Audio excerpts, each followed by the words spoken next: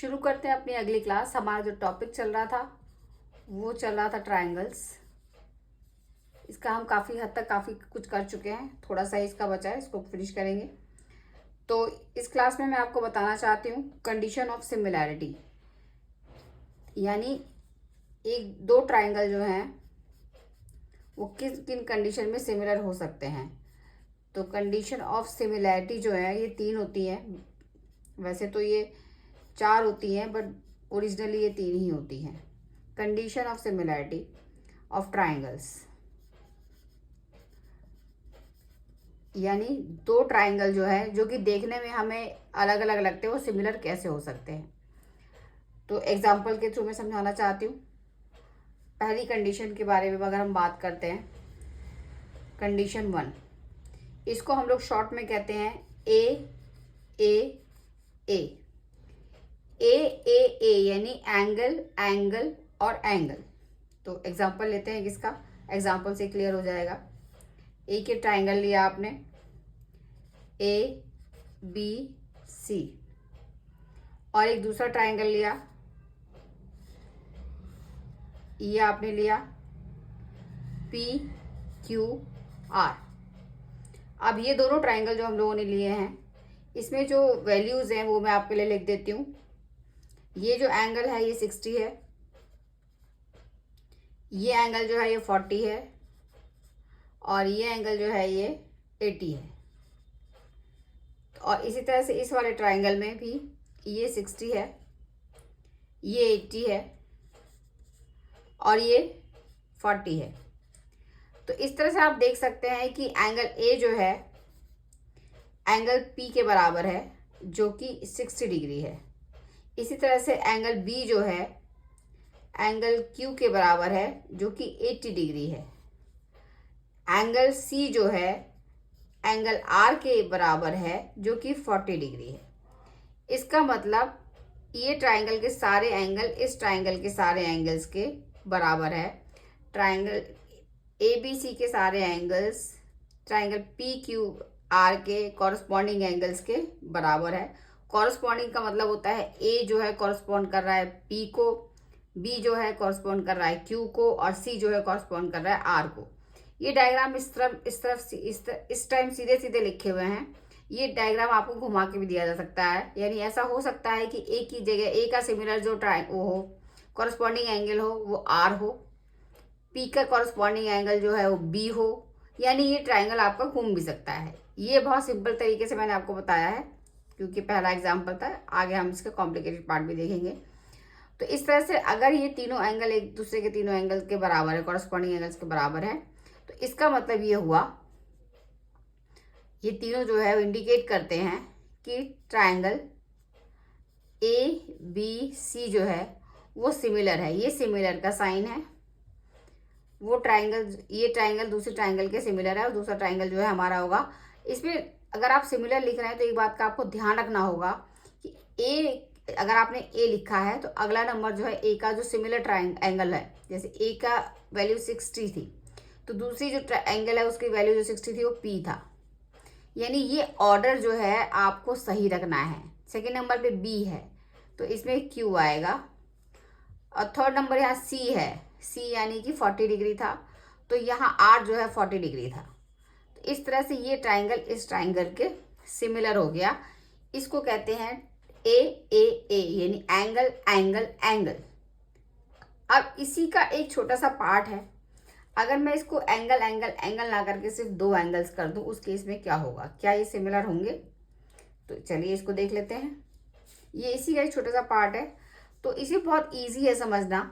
मान लीजिए कि आपके पास ये जैसे अभी आपने डायग्राम दिया हुआ था, इसमें दो ही एंगल दिए हुए हैं। मान लीजिए ये है 60 और ये है 40। और इसी तरह से आपके पास दूसरा ट्रायंगल है, इसमें आपको जो एंगल दिया हुआ है वो दिया हुआ है, ये मान लीजिए 40 दिया हुआ है, इस बार मैंने इसको टर्न कर दिया है, और ये मैंने आपको कर दिया है 80 दिया हुआ है। अब आपको बताना है कि दोनों ट्रायंगल सिमिलर है कि नहीं है। ये ए बी सी है और ये है पी क्यू आर। अच्छा, अब इसमें आपको ध्यान रखना पड़ेगा, नाम मैं लेबलिंग करने से पहले एक बार दोबारा बता दूं कि इसमें ए बी सी है। अगर आप देखते हैं इन ट्राइंगल ए बी सी, तो इसमें आपको ए दिया हुआ है, बी दिया हुआ है। तो हमें पता है एक ट्राइंगल के तीनों जो एंगल होते हैं उनका सम 180 होता है, यानी 60 + 40 प्लस एंगल सी, ये 180 के इक्वल होगा। तो इस हिसाब से अगर आप देखते हैं तो एंगल सी जो है आपका, वो जो है 80 के वैल्यू के बराबर होगा। 60 + 40 100, इसको उधर ले जाएंगे 180 - 100 यानी 80 डिग्री। तो एंगल सी की वैल्यू जो है 80 डिग्री हमारी निकल के आ गई। अब आपने देखा कि इसमें हमें 2 एंगल दिए गए थे, हमने तीसरा एंगल अपने आप से निकाल लिया। इसी तरह से हम इस ट्राइंगल की अगर बात करते हैं, पी क्यू आर ई लिख रही हूँ मैं ताकि आपको आगे समझने में इजी रहे। In triangle P Q R, इसी तरह से आप देखेंगे कि एंगल पी की 40 वैल्यू दे रखी है, एंगल आर की 80 दे रखी है, क्यू निकालना है। तो इस हिसाब से अगर हम बात करें तो 40 + 80 प्लस एंगल क्यू जो होगा, ये इनका सम भी 180 होगा।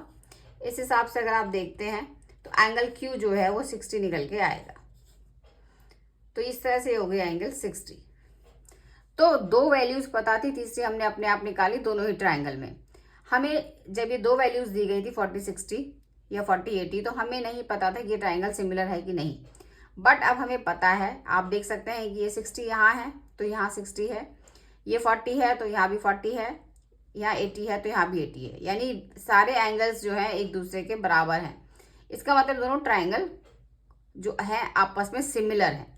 अब सिमिलर के लिए अब लिखने, जैसे यहाँ हमने ए बी सी और पी क्यू आर लिखा था, बट यहाँ आपको थोड़ा सा ध्यान देना होगा। अब मैं अगर आपके लिए लिख देती हूँ triangle A B C similar है ट्राइंगल के, अब यहाँ क्या आएगा ये देखना होगा, सिंपली पी क्यू आर नहीं आएगा।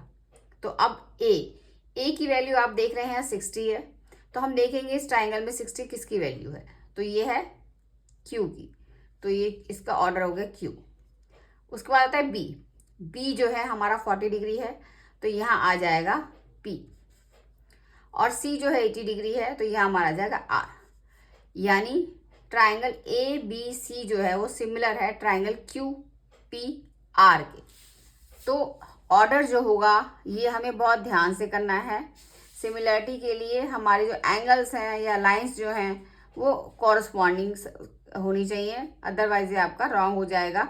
इसी से हमें पता चल जाता है कि एंगल ए जो है एंगल क्यू के इक्वल है, एंगल बी जो है एंगल पी के इक्वल है, एंगल सी जो है एंगल आर के इक्वल है। तो ए और ए ये दोनों एक ही बात है, दोनों एक ही चीज़ है, क्योंकि किसी भी ट्राइंगल में अगर 2 एंगल दिए तो तीसरा हम इजीली फाइंड कर सकते हैं। तो ये हुई आपकी कंडीशन 1। अब बात करते हैं कंडीशन 2 की।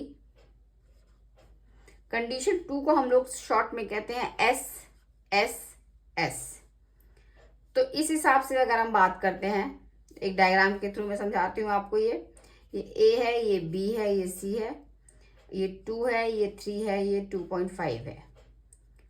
अब एक दूसरा ट्राइंगल लिया है मैंने, ये है पी क्यू आर, इसमें ये है 6, ये है 5 और ये है 4। अब आपको बताना है कि ये दोनों सिमिलर है कि नहीं है। तो एस का मतलब होता है साइड, यानी अगर इसकी साइड जो है इसकी साइड से कॉरस्पॉन्डिंगली रेशियो में इक्वल है तो ये ट्राइंगल सिमिलर हो जाएंगे। तो अब देखते हैं इसको कैसे करना है। तो हम इसमें चेक करेंगे कि जैसे यहाँ पे ए बी जो है वो 2 है, और यहाँ पे जो है आपका क्यू आर जो है 4 है। इसी तरह से ये 3 है और यहाँ ये 6 है। ये मैं डॉट से डिनोट किया मैंने, इसको राइट से डिनोट किया मैंने, और इसको मैंने अंडरलाइन से डिनोट कर दिया। तो अगर आप इन लाइंस को, इन का रेशियो फाइंड करते हैं, जैसे अगर मैं A B upon Q R का रेशियो फाइंड करती हूँ, यानी 2/4 फाइंड करती हूँ, तो 1/2 आ जाता है। इसी तरह से अगर मैं ए सी यानी 3, ए सी के साथ जो आप लेंगे वो पी क्यू लेंगे 6, यानी कि 3/6, ये भी 1/2 आ जाता है। अब जो हमारे पास बचा वो बचा बी सी, और यहाँ हम इसके साथ लेंगे पी आर, तो ये बचा 2.5/5 यानी 1/2। तो इस तरह से आप देख रहे हैं कि जो रेशियो निकल के आ रहा है इस ट्राइंगल की 3 लाइन का इस अगली ट्राइंगल की तीनों लाइन से, वो 1/2 निकल के आ रहा है, तीनों का इक्वल है। तो अगर ऐसा केस है यानी सारी लाइंस जो है इक्वल रेशियो में है, तो इससे हम कह सकते हैं कि कंडीशन जो है हमारी कि ट्राइंगल ABC जो है ये सिमिलर होगा ट्राइंगल। अब फिर से आप ध्यान रखेंगे, अब AB जो लाइन थी ये 2 थी, इसका साथ जो आया था वो आया था QR। इसी तरह से BC जो लाइन थी वो थी 2.5, इसके साथ आया था हमारा 5 यानी RP। R ऑलरेडी लिखो, P। इस तरह से ट्राइंगल ABC जो है सिमिलर होगा ट्राइंगल QRP के। तो ये आपकी थी सेकंड कंडीशन, जो आपको मुझे लगता है समझ में आई होगी। इसकी एक कंडीशन और है जिसको मैं आपको सिर्फ लिख के दिखा रही हूँ, अगले उसमें हम इसको कंटिन्यू करेंगे। कंडीशन जो है 3 है, वो है SAS, साइड और 2 साइड्स के बीच का एंगल। तो इसका मतलब ये हुआ कि इसके अंदर हमारे पास 2 ट्राइंगल होंगे। एक डायग्राम से बताती हूँ इसे भी मैं आपको। ये है आपका, मान लीजिए 70 है, और ये है 2.5 और ये है 5। इसको आपने ले लिया M L, ये होगा L M N, और एक दूसरा ट्राइंगल आपने ले लिया, ये आपका PQR, और इसमें ये 70 है आपका, ये आपका 5 है और ये आपका 10 है। तो इसके हिसाब से आप देख रहे हैं कि ये 2 एंगल है, इधर 70 है, इधर भी 70 है, और ये एंगल जो है 2 लाइन से मिलकर बना है, इधर 5 है और 10 है। इसी तरह से ये एंगल भी 2 लाइन से मिलकर बना है, जिसके अंदर 5 है, 2.5 है। तो अगर इनका रेशियो निकालते हैं, एक तो एंगल इक्वल हो गया यानी एंगल M जो है वो एंगल Q के बराबर हो गया 70 डिग्री, ये पहली कंडीशन। दूसरा अगर आप देखते हैं यानी कि MN अब ये 2.5 है, तो आप इसके साथ लेंगे इसको यानी PQ को इज इक्वल टू 2.5/5 यानी 1/2। और इसी तरह से आप अगर इसको लेते हैं यानी कि आप लेते हैं LM/QR, तो ये भी 5/10 यानी 1/2 आएगा।